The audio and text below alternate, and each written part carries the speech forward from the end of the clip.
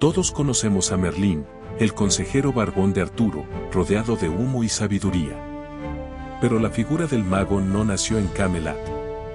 Viene de antes. De mucho antes. Nació entre cenizas, bajo cielos sin estrellas, en cuevas donde las palabras tenían peso y el fuego no era solo calor, sino mensaje. Los magos no eran solo lanzadores de hechizos. Eran guardianes de secretos. Hombres y algunas mujeres que no pedían permiso a los dioses ni temían a los reyes. Entendían el lenguaje de la tierra, sabían leer la sombra de las piedras y oír lo que decían los huesos. Antes de ser marginales o temidos, fueron imprescindibles. En el Egipto antiguo, se les llamaba Eka y eran sacerdotes antes que brujos. En Babilonia, los magos eran los que conocían los movimientos del cielo, los ciclos de sangre, los presagios escritos en entrañas. En Grecia, eran vistos con sospecha, demasiado sabios para la ciudad, demasiado cercanos a lo salvaje. Y no usaban túnicas de lentejuelas. Se vestían como cualquiera, pero con ojos que veían detrás de los velos. Con manos manchadas de carbón y dedos quemados de tanto tocar lo invisible. Los magos no eran espectáculo. Eran sistema. En muchas culturas, eran los únicos que sabían cuándo sembrar, cuándo cortar una vena, cuándo hablar con los muertos. Y sabían el precio de cada palabra que se decía en voz alta. Por eso hablaban poco. Su caída comenzó cuando los reinos quisieron controlarlos. Cuando el poder institucional les exigió obediencia, y ellos dijeron que no. Entonces se les llamó herejes, embaucadores, enemigos del orden. Algunos ardieron en plazas. Otros se hundieron en bosques. Y unos pocos, dicen, simplemente se desvanecieron, llevándose consigo libros que ya nadie puede leer. Pero su sombra sigue ahí. En las historias que aún nombran a los que sabían más de lo debido. En los nombres olvidados tallados en madera. En el eco de palabras antiguas que aún asustan aunque nadie recuerde por qué. Porque un mago de verdad no busca poder. Busca sentido. Y eso, para quienes gobiernan con miedo, siempre ha sido lo más peligroso. El mago celta no necesitaba torres ni orbes flotantes. Caminaba con el lodo hasta las rodillas, con una vara de fresno marcada con símbolos que solo él comprendía. Los druidas eran sus parientes más conocidos, pero no eran los únicos. En las islas y las tierras altas, los magos eran figuras solitarias, alejadas de los clanes, sin obedecer más ley que la del bosque. Y el bosque hablaba. Ellos leían los nudos del roble como otros leen el destino. Preparaban brebajes con hongos que crecían en la sombra, huesos de animales encontrados tras tormentas, gotas de rocío recolectadas antes del canto del primer cuervo. No era superstición. Era precisión. Y si se equivocaban, morían. En los Balcanes, los magos eran llamados blasi. No vivían en aldeas, sino cerca de las cuevas o en los cruces de caminos, donde lo visible y lo invisible se mezclaban. Sus rituales eran simples: fuego, tierra, un cuchillo. Nada de decoraciones. Solo acto. Solo causa y efecto. La Edad Media los desplazó. Donde antes eran consultados, comenzaron a ser acusados. Un error de cálculo, una muerte inexplicable, y el mago era culpable. Pero eso no los detuvo. Se replegaron. Mezclaron su saber con los primeros alquimistas, disfrazaron sus conocimientos en tratados de astronomía, remedios naturales y plegarias. Aprendieron a esconder su magia en libros con cerraduras dobles y tinta que se desvanecía con el sol. Y algunos, los más valientes o los más solitarios, siguieron practicando. Sin discípulos, sin templos. Solo con el viento como testigo. Preparaban su magia como quien prepara su tumba, con exactitud, sin apuro, y con una mirada que sabía que todo termina, salvo lo que no se ve. El verdadero mago no buscaba cambiar el mundo, solo comprenderlo. Y eso, incluso ahora, sigue pareciendo sospechoso. En el norte de Europa, donde el invierno se traga las palabras y las noches duran más que los recuerdos, los magos adoptaron otro rostro. Allí, entre fiordos y glaciares, eran conocidos como Seimen, los hombres del Seir, y también como Volvas, si eran mujeres. Su magia no era suave. No era decorativa. Era áspera, cruda, directa. Como la tierra que habitaban. El Seir era una práctica peligrosa. Involucraba visiones, trances inducidos por cantos, hongos y aislamiento. Los practicantes podían caer durante horas en un estado entre el sueño y la muerte para volver con mensajes. A veces, eran advertencias. Otras, eran órdenes. Las aldeas los recibían con respeto, pero nunca con cariño. Un mago que hablaba con los dioses también podía atraer su furia. Y no estaban bien vistos por todos.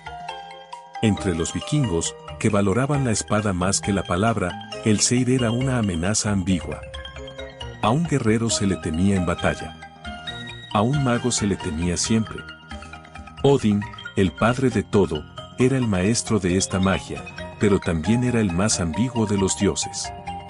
Practicaba Seir a escondidas, cruzando líneas que incluso los dioses preferían no mirar.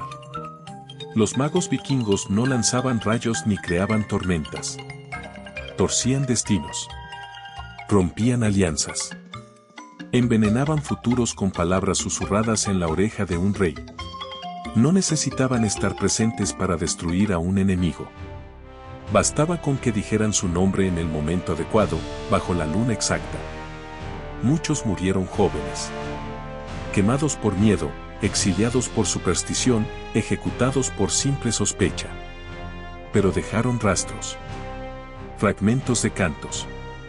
Trozos de piedra con runas mal talladas. Objetos sin explicación lógica, enterrados bajo casas donde nunca creció nada. Porque un mago verdadero, en esas tierras heladas, no buscaba gloria ni honor.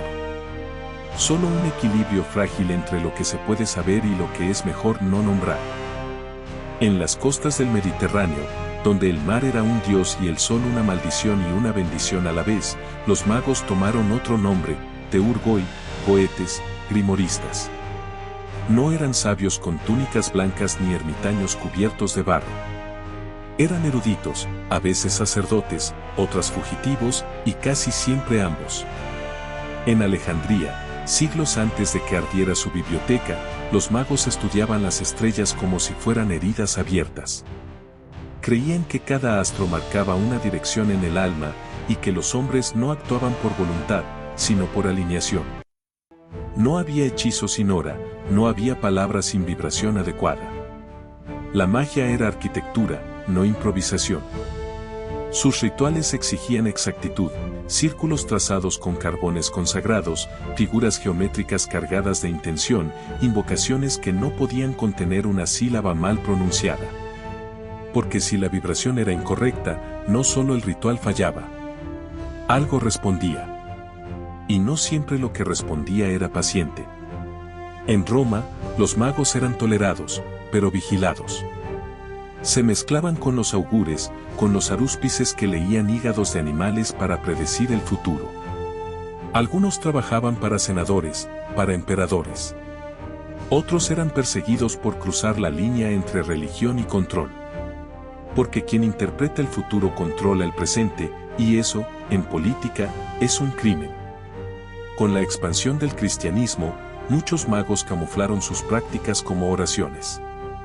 Algunos adaptaron nombres de ángeles a antiguos demonios. Cambiaron los himnos por salmos. Pero el fondo no cambió, el deseo de alterar el curso del mundo con conocimiento prohibido. Lo que dejó ese tiempo fue disperso, fragmentos de grimorios, símbolos escritos en muros escondidos, nombres olvidados que aún aparecen en manuscritos sin firmar. Porque esos magos sabían algo que muchos no comprendían, el poder real no está en el espectáculo, sino en el secreto.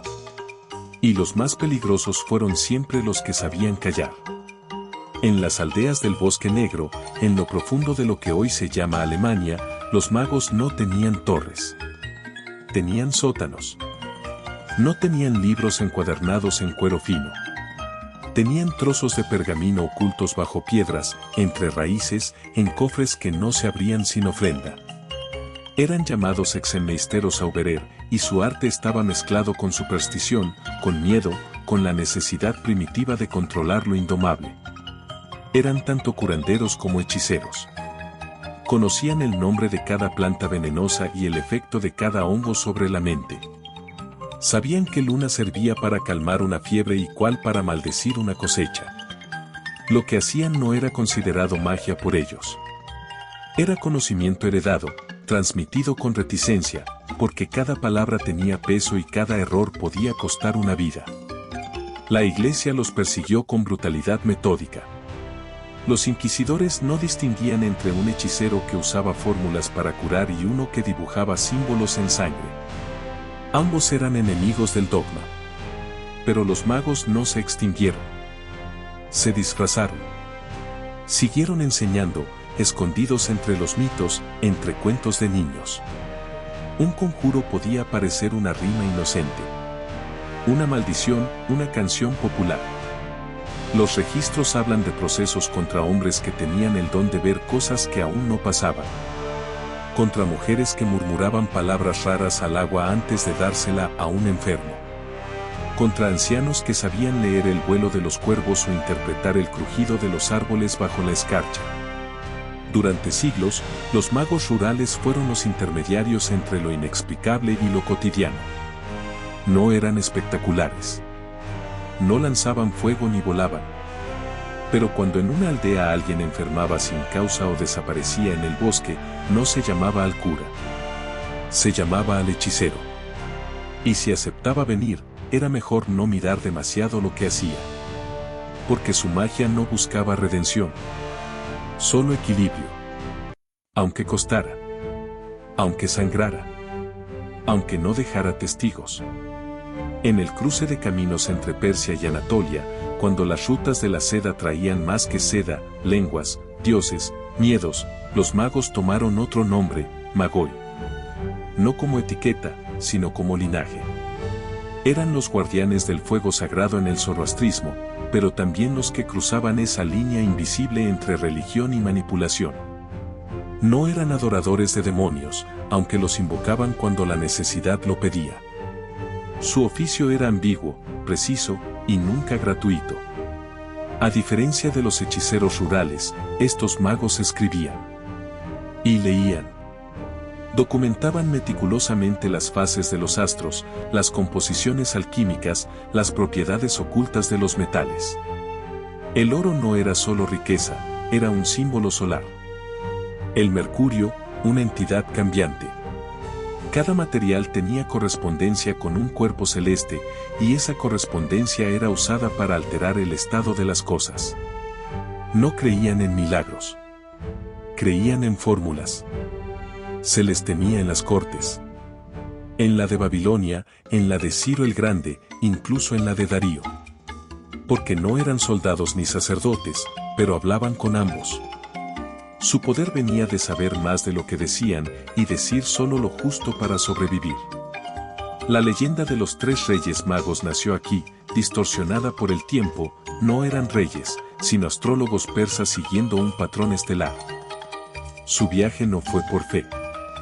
Fue por cálculo. A medida que el mundo cristiano creció, la palabra mago se volvió sinónimo de peligro. Se mezcló con la idea de herejía, de rebeldía contra el orden divino.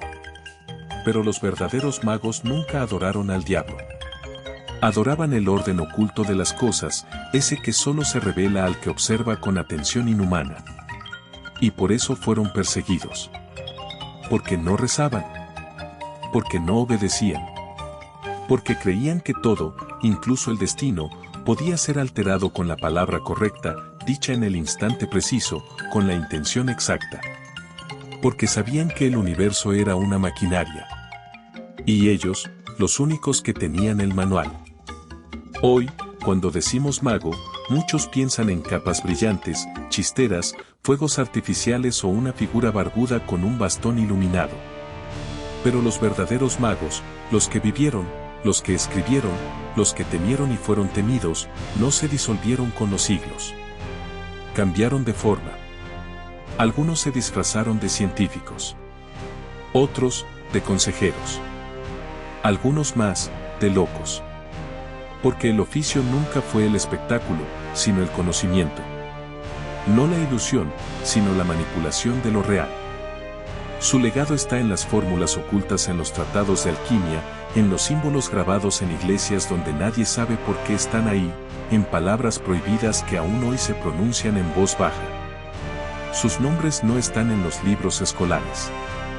Pero sus huellas sí. En los márgenes de manuscritos medievales. En los sellos rotos de grimorios que nadie se atreve a traducir. En la persistente sensación de que hay cosas que no deberían saberse, pero alguien las sabe. Y si algún día escuchas a alguien susurrar en una lengua olvidada mientras la tormenta se detiene o una vela arde contra el viento, no aplaudas. No preguntes. No mires directamente. Solo recuerda que no todos los magos están en los cuentos.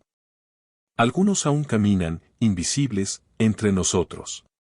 Gracias por ver y por acompañarme con esta historia. Si quieres seguir descubriendo más relatos fascinantes, no olvides suscribirte. Nos vemos en la próxima.